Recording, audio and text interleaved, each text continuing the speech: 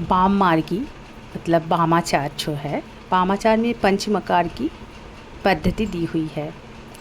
तो ये पंचमकार की बहुत सारी शाखाएं मतलब अलग अलग सी हो गई है। तो पंचमकार का मतलब होता है ये सब 5 अक्षर का होता है म से, जैसे मदिरा, मांस, मत्स्य, मुद्रा, मैथुन। ये साधना का एक अंग है जो शक्ति की उपासना करने के लिए ज़रूरी होता है। तो इसका असली अर्थ क्या है कि हमारी चेतना की सीमाओं को तोड़ने के लिए, जैसे भय, काम, भय, क्रोध, लालसा, ये सब तोड़ने के लिए पंचमकार की ज़रूरत होती है। तो मदिरा मतलब क्या होता है? चेतना को मुक्त करना। ये बाहरी मदिरा जो है, जिसे बाहर जगत का आनंद मिलता है, लेकिन जब इसे शोधन किया जाता है, अंतर चेतना का जो शोधन होता है, शोधन करने के बाद मन में हमारा जो अंतर मन भगवान भगवत कृपा से जो एक आनंद रूपी रस निकलता है, तब हमारे मन गदगद रूप से एकदम भाव विभोर जब हम हो जाते हैं, तो उस मदिरा जैसे भगवान रूपी जो भक्त में जो आनंद मिलता है ना, उसी रस को हम मदिरा कहते हैं। असली अर्थ ये मदिरा होता है।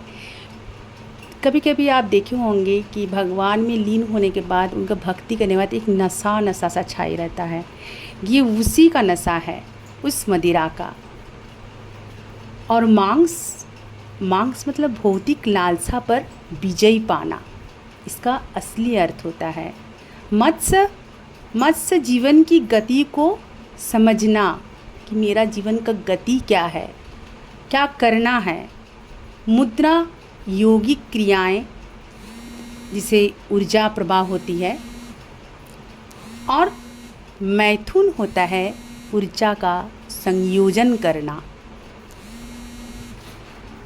और ये ऊर्जा का संयोजन मतलब मैं जो आत्मा हूँ,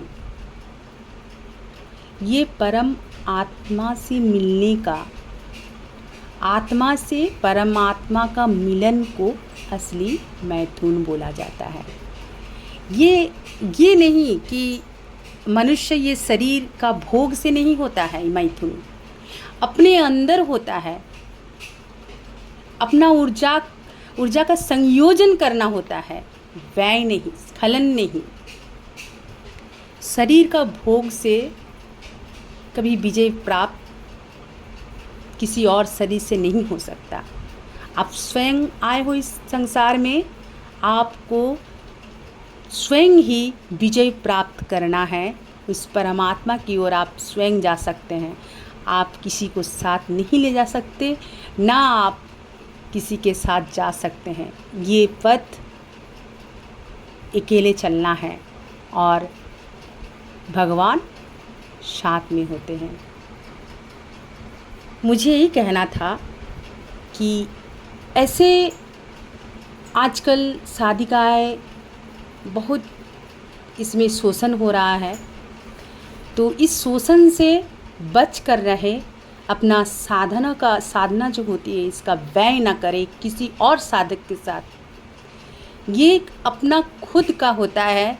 आप खुद अकेले जन्मे हो और अकेले ही जाएंगे, किसी को साथ लेकर नहीं।